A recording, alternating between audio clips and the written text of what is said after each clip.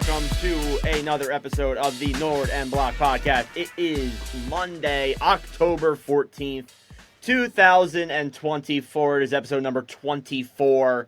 That's ironic, 24, 2020. Yeah, you know. LeBlock, hockey's back. How are we feeling?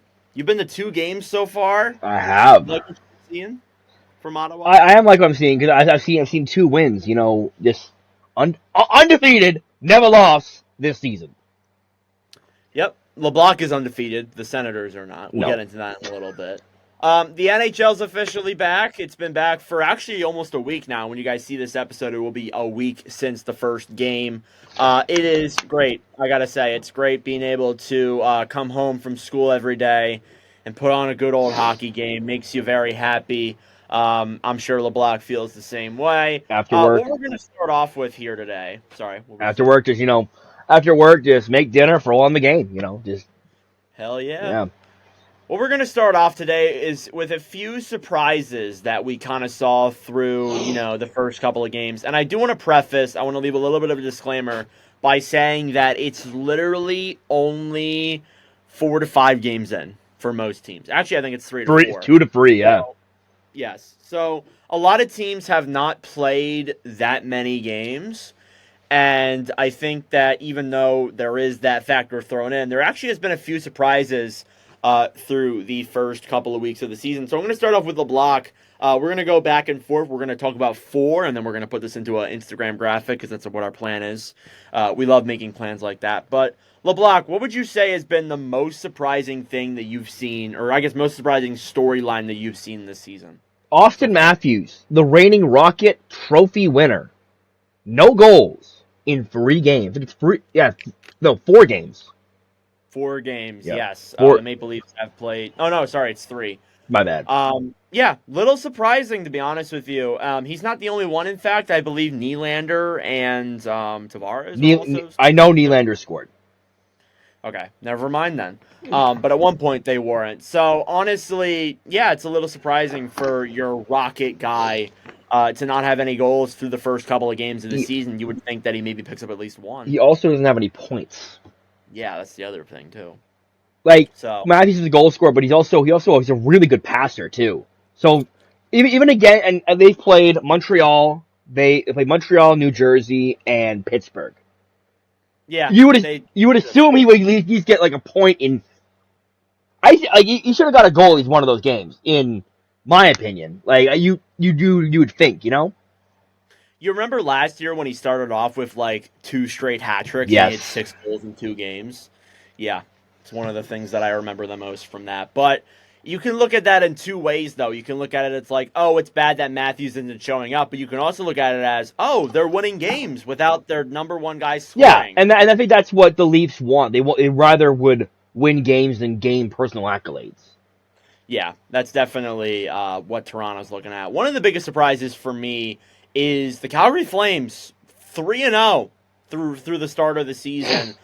They have played the Canucks. They went down 4-1, and we saw a lot of people say, "Yeah, this is going to be a rough year." Then they make a comeback at the end of the game and win at 5-4, which Vancouver will get into that in a little bit. And then they come in and they beat Philadelphia, and then they go and they beat the Oilers. So I think Calgary looks really, really good right now, to be honest with you. They kind of look like a wagon. And there were some people who said to me that, Calgary was going to prove me wrong, and so far they honestly have.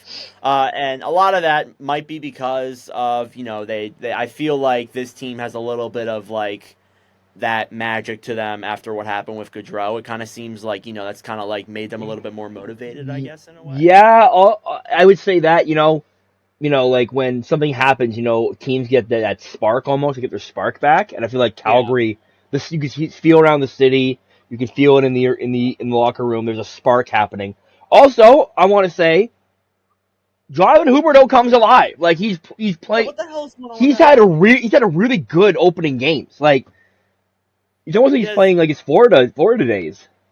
Yeah, and that's actually really good for Calgary. Again, as you said, you wanna at least make him having some connections. He has 5 points through the first 3 games of the season for Calgary.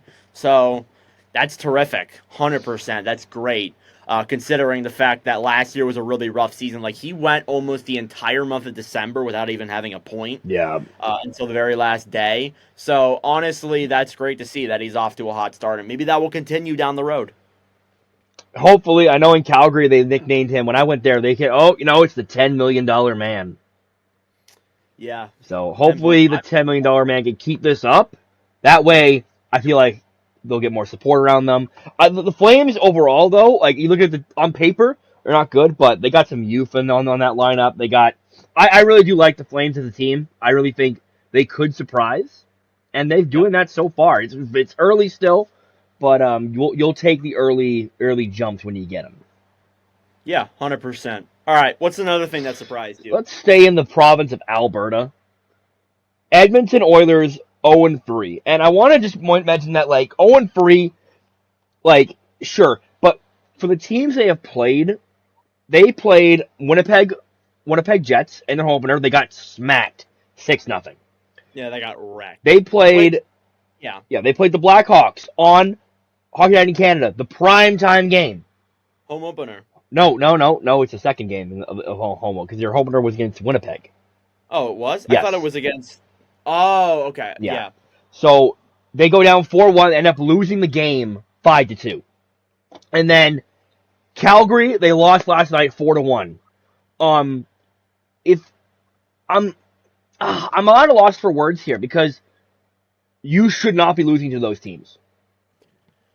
Yeah. Winnipeg, I'll give them as that's an acceptable loss, but you should not have lost to Winnipeg in the fashion that you lost.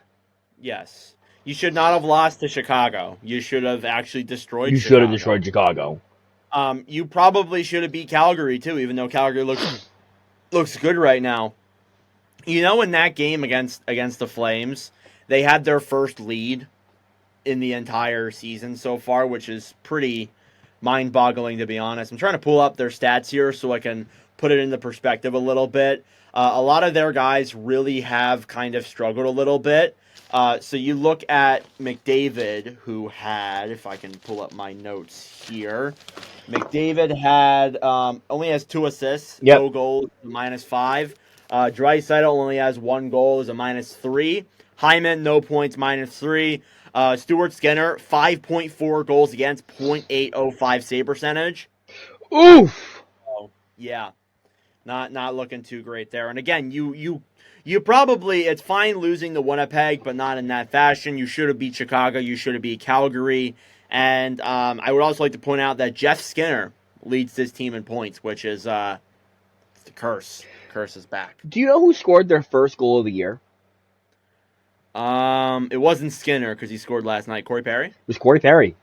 Nah, ha. Out of all the firepower they got up top and on that top four, I would not expect Corey Perry to get the first points of the year for them. Yeah, you would think that like they would come out running because they lost in Game 7 last year, and maybe things haven't gone their way. Like, if I'm surprised, but I'm not panicked in a way. Yeah, I'm not concerned. If we get to 0-8, 0-10, then you can be concerned.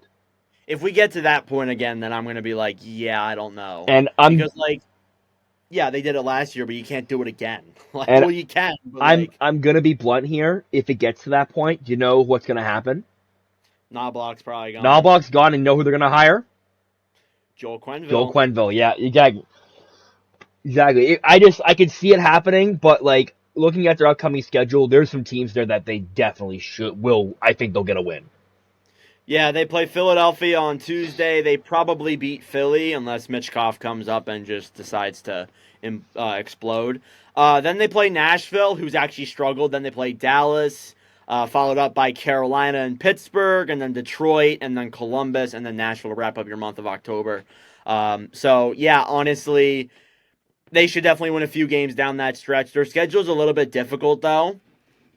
With a few matchups in there that might be a little bit hard, but honestly, they should come out of this month in a better spot than they were currently. They should win on Tuesday against Philadelphia. If you don't win on Tuesday, things are gonna get interesting there already, and it's at home too. I'm just gonna say the memes, the dig in memes are gonna be hilarious. They dug out. I mean, Yeah. I made a video on TikTok talking about it, and people were saying that like this is what happens when you don't dig in. But I'm gonna say this, like, haven't their last 3 games been at home? Yes, they started out. Yeah, they're 0-3 at home. Jeez. That's concerning. That's really concerning. Didn't that happen last year though? They lost to the Canucks on opening night last year. I know that at That was in home. Vancouver though, I think. I have no They idea. they, they played back-to-back games against each other to open the season last year. Yeah, I think one of them was in Vancouver, the other was in Edmonton. Yes. I remember like well, I remember at one point in the year they had a streak where they won a bunch at home, and then they had a streak where they were losing a bunch at home. So yeah, like if you lose 4 straight at home, I think you're gonna get booed off that ice and things are gonna get pretty ugly. But I don't know. Like I would actually be kind of shocked if they went out and fired Knobloch. But it is Bowman. It's a new It's GM. a new GM. He's got no loyalty to the staff there right now. So Yeah. I don't know. Like I don't know, but we'll see where this goes. We'll keep an eye on it for sure. Yep, I agree with that.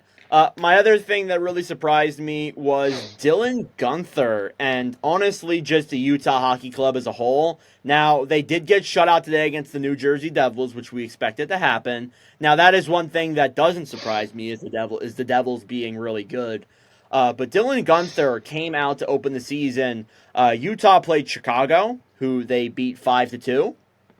That was a really, really good game played by Utah.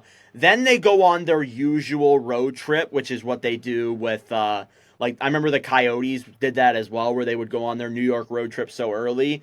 They go in and play the Islanders in the third period, which was insane. Like, the Islanders would score, then Utah would score, then the Islanders would score, and then Utah would score. And then you see Dylan Gunther score the game winner, and then they go to the Rangers and they do the same thing over there. So again, they did get shut out by the Devils, but they really do look like this team could be a threat. And again, I said it so many times in videos, but people forget that like at the end of, before they went on like that 14 game losing streak, they were close to the playoffs, if not like in the playoffs. So you got to look forward to that for sure. But Dylan Gunther specifically has looked really good. He leads the NHL now. Again, I know it's early. He leads the NHL with 5 goals through I believe 4 games, which is great. And he is on pace for an unbelievable stat line. And I think that honestly, you can't help but be really excited for that and hope that that definitely continues because again, Gunther signed to that lucrative contract in the offseason right before the season started, and people looked at that and said, I don't like that. But he's looked really impressive. Among them too was Clayton Keller, who's also looked good too. Hmm. Yeah, no, Utah's looking good. I mean, going on the road in MSG and beating the Rangers, that's a very tall task. Yep. Every year Um, the Coyotes would do that, they would always lose. hmm you can tell it's a different vibe in the locker room. Tell it's a different vibe, different city overall, different vibe around the team. It's good. It's good, and I like what they've done. Yes, they lost today to New Jersey, but I'll be honest, I was expecting them to break against New Jersey. New Jersey's a really good team. Um, but yeah, I think Gunther. Me and you had a little discussion about Gunther off camera before the season started about Yep. 65 points for Gunther, and I respectfully took the under. Yeah, I don't know. He's already 60 away in Yeah. 4 games. No, we'll see. I'm gonna make fun of you for that all season if Yes. Gunther does get there, but we always have takes that are bad. You know, Just you know look what at you need? Like on top of my head here, just like Gunther point tally out of 65. yes. I'm gonna make a whiteboard. Put up a whiteboard behind me. I should do that because I have a huge one. But yeah, I do want to read a quote from Clayton Keller a few days ago when he was asked about playing in Utah. He said that is completely different feeling. It's good to not have any distractions. That's good. And some people might have taken that as a shot against Arizona. No, it was a shot against ownership and Alex Morello in Yeah. Arizona. It I, wasn't the city of Arizona. It wasn't any of that. It was Morello completely. And it's good that they go there and Ryan Smith, who loves to be the center of fame and attention, to be honest he with you. does. Well, he's doing a way better job than Morello did. So, Bro looks like the youngest old person I've ever seen in my life. yep. Yep. It's Um, it's by distraction, they mean like, there's no talk about relocation. There's no talk about where they're gonna play next year, which is honestly, I think that's a big like burden lift off to all those players' shoulders. Yeah, 100%. I agree. Yeah, it's great. All right, LeBlanc, you got anything else that's kind of surprised you? Cole Caulfield's like hot start. Like we always say like, oh, Caulfield's gonna score 30, 40 this year, and then we are like, ah. Yeah, He's got closest guy's got 28. So he's got 4 goals. yeah, he did take a pretty good step last year. I'm looking at his stat line right now. He went from 36 points or 36 points in a To short like season 67 or something like that. to 65. 5, yeah, okay. So pretty good climb, I would say. So I would say 30 goals is not out of the question, 100%. But he's off to a really good start, and you love it. I also want to point out, you might be going to this in a second, but Lane Hutson right now leads all rookies in points with 4 assists. So that's great. The head bobber himself. It's a little early to kind of determine what exactly, little too early to determine like if that's gonna, like really affect the rookie race. Yeah, it's really early. Yeah, so we'll see what happens there. But Hudson's off to a really good start, and you can't help but be happy about that. One thing that also surprised me in a way, it surprised me, and it kind of didn't at the same time. It's Vancouver's goaltending kind of struggling out of the gate. Obviously, they play 2 games, one against the Flames, one against the Flyers. I think they've had multiple leads in each of those games, and they've blown both of them. Yeah. So it's not a good look. It really isn't. It's a good thing, though, you got those points, but it's still not that great of a look, which makes it even crazier because right now, Calgary leads the division. Crazy. Like, insanity. I mean, it's only 5. Like again, we're only 3 games in, so like. Actually, no, Vegas. Sorry, Vegas actually is first in the division. So okay. I am stand corrected, but Vancouver's goaltending really surprised me a little bit, but it did and it didn't at the same time. Right. This didn't surprise me, but I think it surprised the league. Let me tell you who's number 2 in points right now. It is Tim Stützle. Ooh, he's tied for second. But like, but yeah, still second. But yeah, I feel like I guess I said this multiple times over the summer that healthy Tim Stützle is going to have a nice bounce back year. He's got 6 points in 3 games. Yeah, I'm going to piggyback off of you there with my other surprising one. You know who's also tied with him? Ivan Barbashev. Wow. Guy's got 6 points in 3 games. He's looked pretty good so far for the Golden Knights. Among those 2, Stefan Noesen, 6 points too. Yeah. Again, Huberdeau we kind of talked about. Mark Kastelik. The hell? Big Casty? Yeah, former Ottawa Senator involved in the Linus Ullmark trade. He has 5 points in 6 games too. 2 goals, notably. So he looks really good as well. So, few impressive guys. I would also like to give a shout out to Seamus Casey. Seamus Casey, yeah. He's been like with the injuries in New Jersey on their blue lines, really come out as someone who looks like a highlight on that blue line for sure. So, you love to see that. LeBlanc, do you have any more surprises before I get into like a few headlines and stuff? I have no more surprises. Okay. Well, I do want to talk about a game today between the Senators and the LA Kings, which was unbelievable. LeBlanc, you were there, by the way, so you can kind of give some perspective on this. But the Ottawa Senators won the game 8-7. They had 41 shots and scored 8 on Darcy Kemper. The Kings had 26 shots and scored 7 on Mads Sogard and Anton Forsberg. Linus Ullmark has come out to be day-to-day. I want to say some of the notable scorers that scored goals in that game. Josh Norris, 3-point game. You can't help but be happy about that with the injuries. Zach McEwen, 4th-line guy, 2 goals. And Brent Clark also had 3 assists as well. So, very high scoring, very competitive game. LeBlanc, you were here. What was your takeaways from this game? First of all, walking in, Brent Clark's from the area. A lot of Brent Clark jerseys. Lying around. But every time the Kings would get into the Sens zone, the entire guy was like, no. Because if you do the math, That's a goal every 3 shots. Yeah, that's like pretty awful Yeah, save. and after the ninth shot, it was 3-1. That's when Ottawa pulled Forsberg. Made you think Corpusalo was in I there. know. So we went from Forpasalo to Forsberg. That's awesome. Um, That's a great transition. I yeah. love that. So, Sogard, yeah, he had some really good saves, but he also had some pretty weak goals go in. Um, I do want to say that like we also lost Zub at the beginning of the game because Tanner Janot hit him and he did not return. But this game was insane because Ottawa at one point was down 4-1. Yep.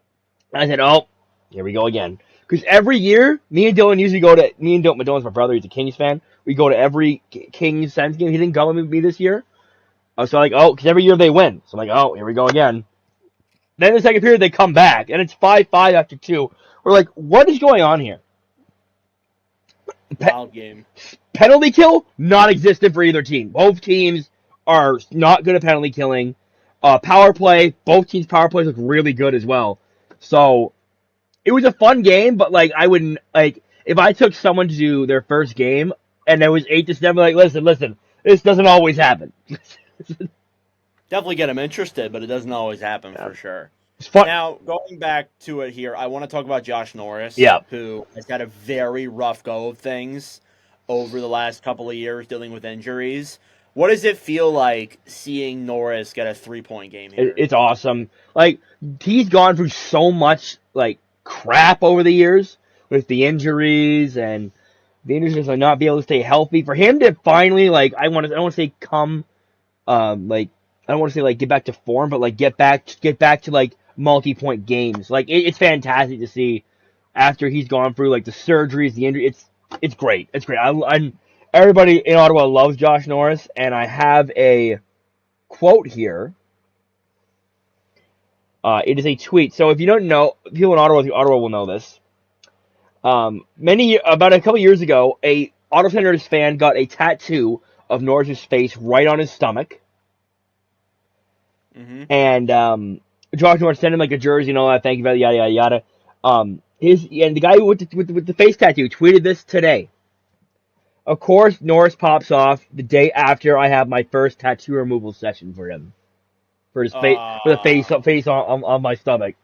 Oh, that stinks. That sucks. Yeah. But it's good to see him come back though after what all he's gone through. Yeah, and like when you mentioned Norris, I'm like, oh, he'll get injured, yada yada yada. Like him having a hot start, that's really important. I love that, and I said before the game, I think Josh Norris gonna have a good game, and he did have a good game. So, I love to see it. I love to see it. I do want to say also, getting off of Josh Norris, at once when Norris scored the game winner, Captain Brady Tkachuk didn't go to Norris. He went back to Sogard. Say, hey, good job keeping us in the game. Ooh, what a way to be a captain. Yeah. Instead of some people saying after the loss to Montreal that he's the problem for them losing so much. We're not gonna. I don't want to get into that. Oh my god, that's a whole other episode. Like that's a whole other. Yeah, that's a whole nother discussion. All right, let's talk about. I have a few other things that I want to discuss before we get into some news around the NHL that we missed. For sure. Macklin Celebrini scored his first National Hockey League goal along with Will Smith. Smith didn't score, but they made their NHL debuts together. They did end up blowing a lead against the St. Louis Blues, but LeBlanc, you saw the Celebrini goal, correct? I believe so. Yes.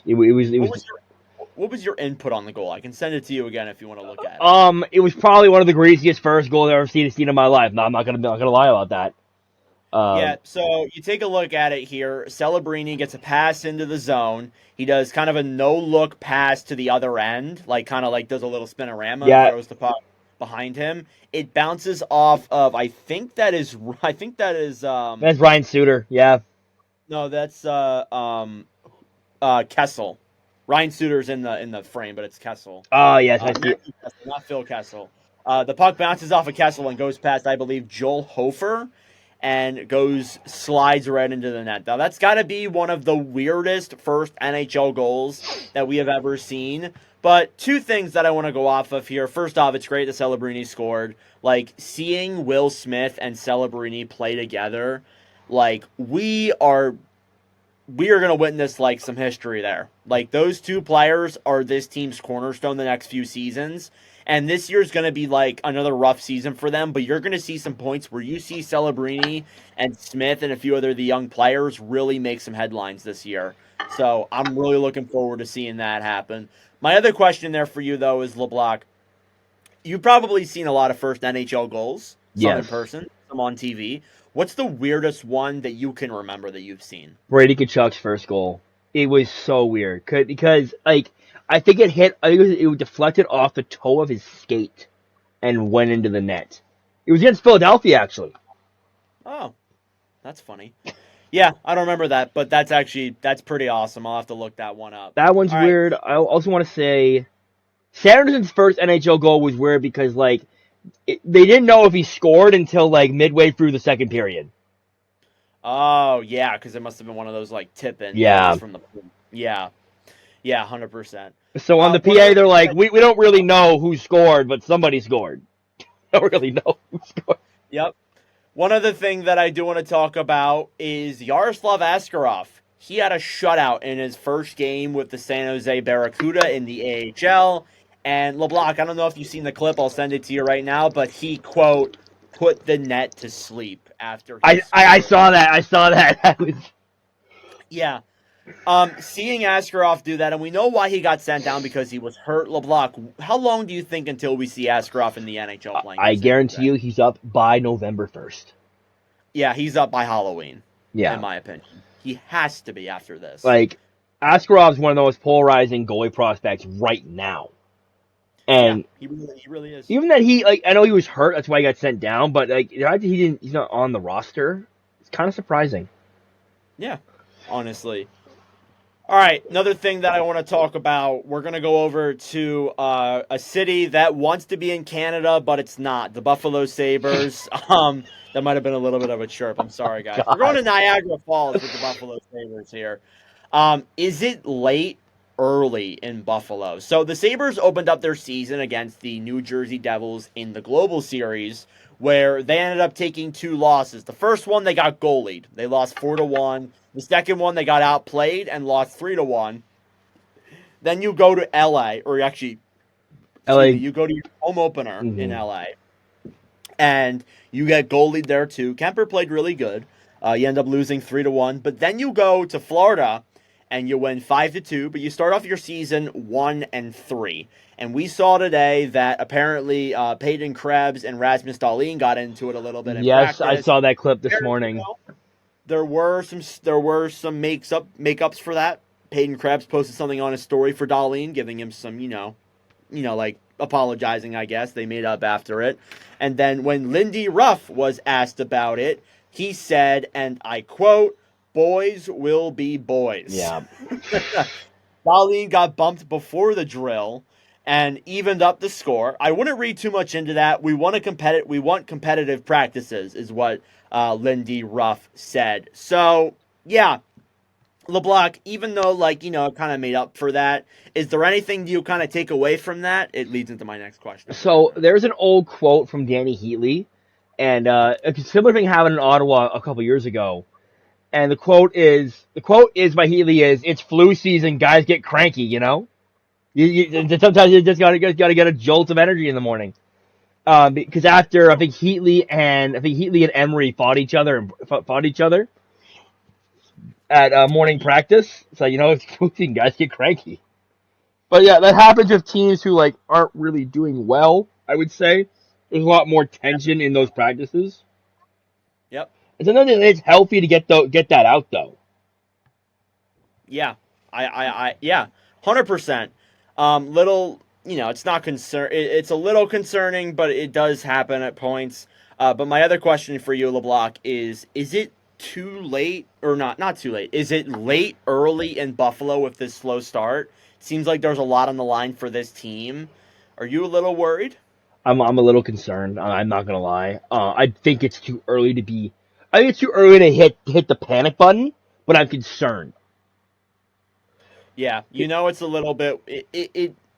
We already spoke about our concern about this team, and even though both of us were pretty low on them in our divisional previews, we said that the Lindy Ruff hiring was to fill seats, and that we think that Kevin Adams' job is on the line. It's a little bit worrisome with this slow start. You got to at least take a little bit of a step this year, even if you don't make the playoffs. You need you Come need close to enough. be where you were a year and a half ago when you were a point out of the playoffs. 100%. If not in the You playoffs, need to be that's in the the only way playoffs you can just make the playoffs. outside by like 4 points. You cannot have another season where you're out of it by March, out of it by February. Yes. If you're out of it by March, honestly, if you're out of it, if But you start off I would say if you have a 2-9 record by November, I think Adams is gone. I think Adams is gone by Thanksgiving, American Thanksgiving. Excuse me. Yeah, not Canadian Thanksgiving. That's Yeah, today. that's today. Well, today when we're recording this, but yeah, I think that a lot is on the line this year for this team. So it definitely is understandable why there's some worry and some fierce competitiveness going on because I think Lindy Ruff's job is fine. They're not going to fire him after only a couple of games. It wouldn't surprise me, but they're not going to fire him. I would think Kevin Adams' job is what's really on the line. Mm-hmm. So it's going to be interesting following that throughout the season. Maybe they will, bounce back and come and be able to maybe bounce back and get into the playoffs. But again, LeBlanc, that Atlantic looks really competitive as it is already. I mean, you see a lot of teams. I basically every team but Buffalo has a positive record. So I don't know. We'll see what It's happens tough, there. tough, tough division. You need to come on top of that top division somehow. Like I said, if you are honestly, the way I think they're going, and I think that we see right now, if Buffalo is below Montreal, I think they clean house, even with Ruff. Yeah. Yeah, I don't know. Again, we've both said that we believe that this is going to take a little bit of time. I think that they're still a couple years away, but yeah, definitely a little bit concerning. Another thing that I want to talk about is the Colorado Avalanche. They are 0-2. They lost a game to the Vegas Golden Knights 8-4, which you can kind of make a pass for, but then again, Vegas only had 24 shots and they scored 8 goals on you. And then you go and play Columbus, a good opening thing with Jokic and things like that. And they end up losing in that game as well. But one of the most notable things I would say is Alex Georgiev.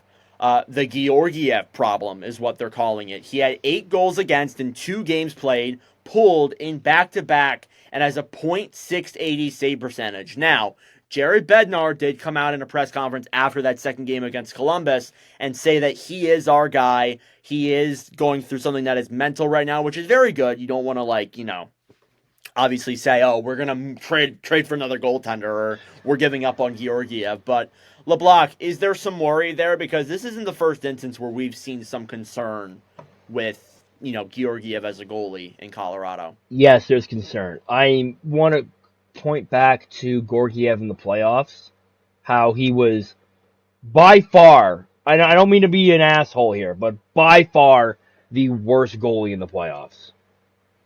Yeah, I Uh, 100% agree. I think not who, sorry, I think Gorgiev has to be better. You have to be better, and I'm gonna say it. If it's that serious, I think you should maybe enter the assistance program. But Yeah, that's not for me to judge though. That's not for me to say, oh, you're bad. Go to the assistance program. No, I feel like if it's that serious, go get help. But Colorado, if we're looking at this end of the month, end of October, Colorado under 500, there's going to be a trade happening. They're going to bring somebody in. I'm surprised they didn't take a chance on Husso on waivers. I was a little bit surprised about that too. Now we're going to talk about that in news, but I guess we can bring it up now. The Red Wings placed Ville Husso on waivers on Sunday. He did clear waivers. He does have 1 year left on a $4.75 million contract. and through the first couple of games for Detroit has not looked that great. But I was a little bit surprised too. But then again, like if you go out and you claim Husso on waivers, that might make Georgiev a little bit worse or mentally. So I understand it from that perspective 100%. But yeah, there's got to be some concern there for sure when you look at the Georgiev issue. Yeah, definitely. Yes. All right. We're going to get into one more thing here before we transition over to the news around the NHL. LeBlanc, I want to read off to you the playoff picture right now. The current playoff picture. Now, we are 3 to 4 games into the season. I want to say that, but we might do this every episode. But I think there's something interesting here that LeBlanc's going to laugh at. We're going to start off with the Western I think I Conference. know what it is, but let's do it. Let's do it. All right. So Dallas would play Minnesota first in the West would play Minnesota, which is the second wild card. The first in the Pacific, which is Vegas, would play St. Louis, who is the first wild card. Okay, Winnipeg would play Utah, that'd be and fun. LA would play Calgary. That'd be fun. That'd be fun. The old LA Calgary rivalry. That'd be fun. That would be fun. In the Eastern Conference, the New Jersey Devils would play the Boston Bruins. That'd be Devils are fun. That'd be first really fun. Yeah. Devils are first in the East. Bruins are the first wild card. The Maple Leafs, who are first in the Atlantic, tied for first, by the way. It's a little bit of a hypothetical. They would play Florida, Yeah. who is the first wild card spot. All right, Metropolitan Rangers versus Columbus. That'd be weird. That we haven't seen that series. I actually don't think they've ever met in the playoffs. Now that I think about it. No, I don't think so either. That'd be like the Rick Nash battle. That's Yeah. what I think of when I think of those two teams. And then in the Atlantic, you have the Ottawa Senators versus the Montreal Canadiens. Ottawa in 5. It's not even close. Again, That would be I would be on edge for the 2 weeks if that happened. I would be on edge the entire time because all episodes would be chaos. yes. I would sit here and just let LeBlanc talk about the game the entire time. That'd be fun because you have two fan bases in a close proximity to each other. Two fan bases that do not like each other at all. Yes. So that would be a lot of fun. If Ottawa, that would be fun to look at. if that happened, Ottawa to win the playoffs, that'd be crazy. It would be. It would be a crazy playoff. That would mean that Florida and Boston would be in the wild cards. It also would mean that Florida and Boston be in the wild card. Then Tampa dropped off. That's what. And the Tampa dropped off. That means also the Wings dropped off if Montreal's getting in there. Yeah. I do want to preface by saying that Carolina is last in the conference. They've played one game. Oh. So just keep that in mind. All right, that does it for headlines around the National Hockey League. Let's talk about some news around the National Hockey League that does not relate to some of the things that we talked about. Boone Jenner, going back to Columbus, going through a very unfortunate injury. He suffered a freak accident in practice last week. He is expected to miss a minimum of 5 months. It sucks because, he's your captain. And after all you've been through, you lose your captain for almost the whole season. It's Columbus cannot catch a break, which really is unfortunate. They're snake bit. They're a snake bitten franchise. I'm telling you. They really the amount of shit they have had to go through, the amount of stuff that's happened to them.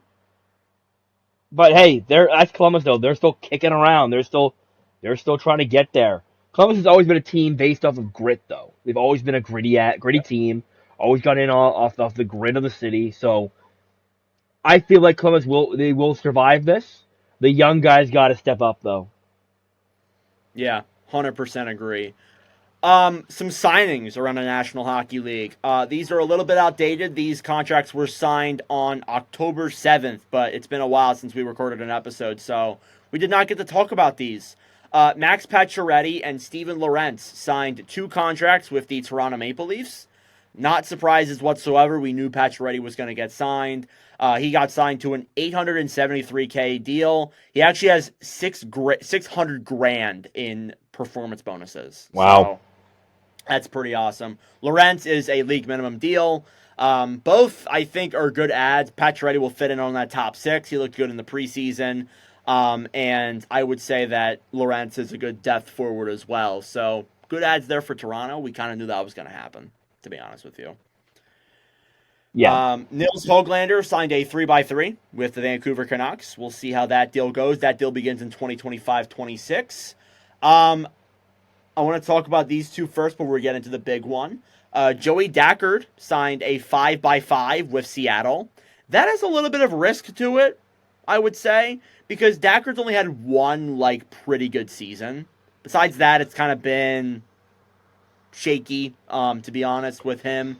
I think he can be good, but it's a little bit of a risk signing to that deal with only a half a season of, pretty good play. But I think it will work out. I'm not gonna lie, I'm not even worried about it. I think Decord's a stud. I think Decord will play up to that contract. That should be in the couple years that'll be a steal.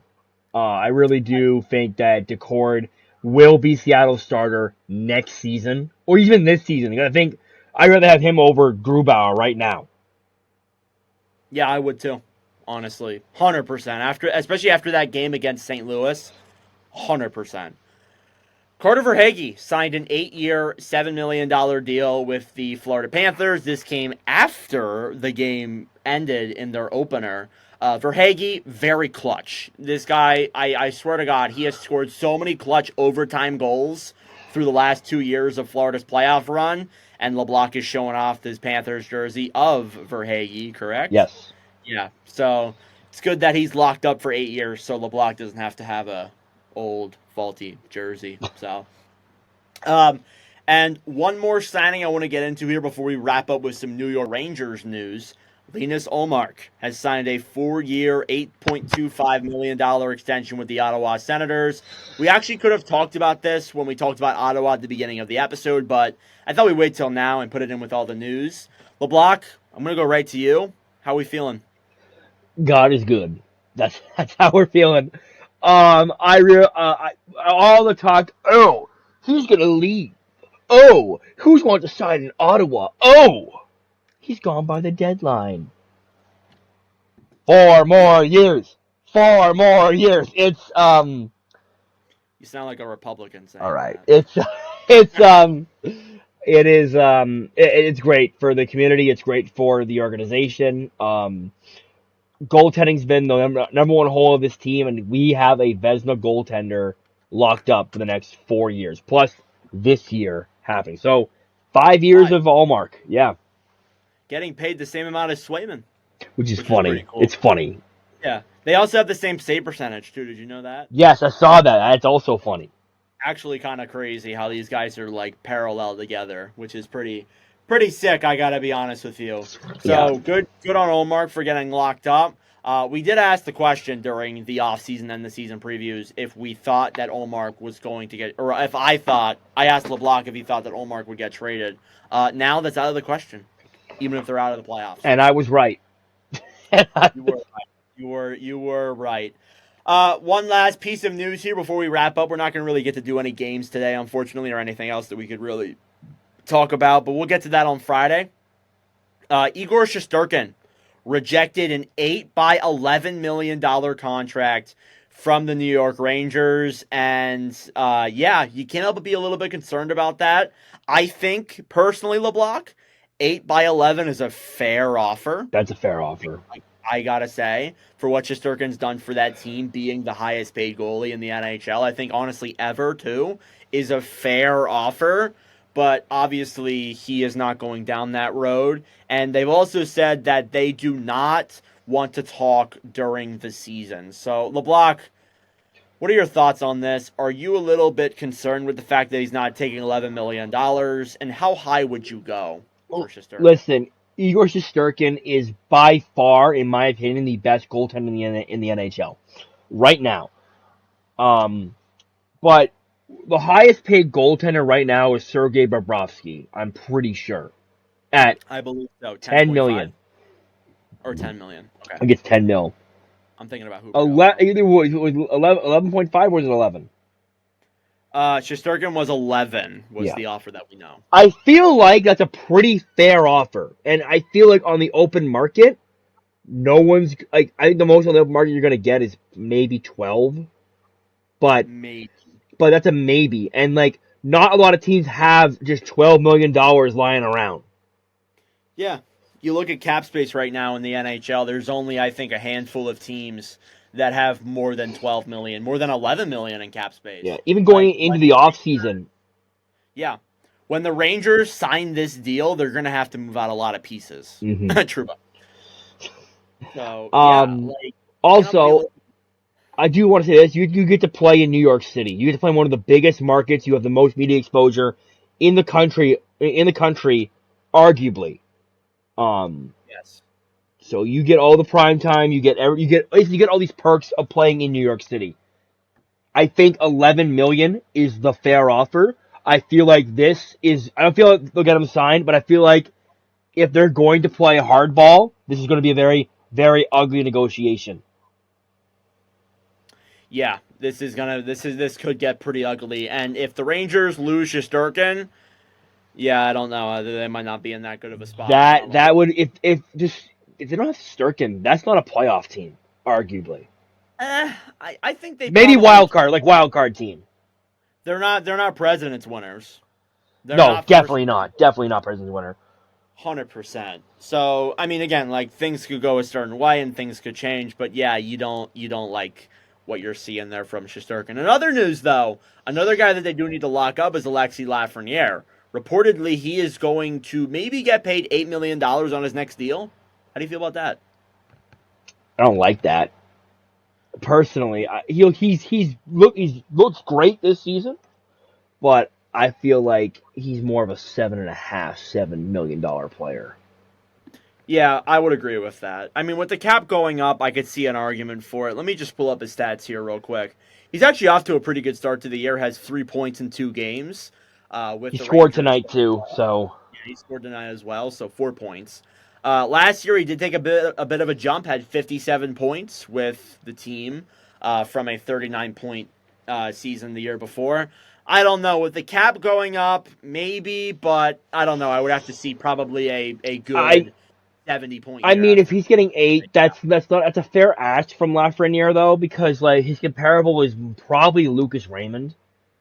Yeah, and Raymond got around that number, Yeah, so I would say that's completely fair for Lafreniere to go down that road. But again, you see that, and then the Shesterkin thing. Like you're really gonna have to move out a few players if you want to make this work. yeah. So we will see what happens there. One more piece of news here. Raphael Lavoie has made some headlines by being placed on waivers by the Oilers, being claimed by the Golden Knights, being placed on waivers by the Oilers, being claimed by the Golden Knights, and I think he's in Vegas now. I So have no idea. As the fourth claim, I lost track. I'm not gonna lie. yeah, yeah, he has been bouncing back and forth. I think it's just them in Vegas playing a fun game, which is like really like kind of annoying. I can't lie. Like Lavoie's got to be like, oh, I guess I'm getting on a plane to Vegas, and then he's like, oh, guess I'm staying in Edmonton. Guess I'm going to It's Vegas. like, Oh, brother, let me sleep. let me... yeah, guy has no idea where he's going. But to end off this episode, is there any guys that you can remember that were kind of like placed on waivers like that? Lassie Thompson Or, last or year. Forsberg had that at one point, Forsberg didn't he? was on waiver. Carolina on waivers, claimed by Chicago. On waivers, claimed by Ottawa. No, claimed by Winnipeg. On waivers, claimed by Ottawa. Yeah, that I think Eric Comrie as well was another one who Comrie's the was like, one that goes back and forth between Buffalo and Winnipeg quite often. yeah, that was that. Well, that was that year. Like 2021 was that like weird division year, and that was the year where like a lot of players would like bounce and get claimed, and it was like the need for goalies was insane. One Yeah. guy that I do remember is Alex Brooks. I don't know if you remember him. Adam Brooks, yeah.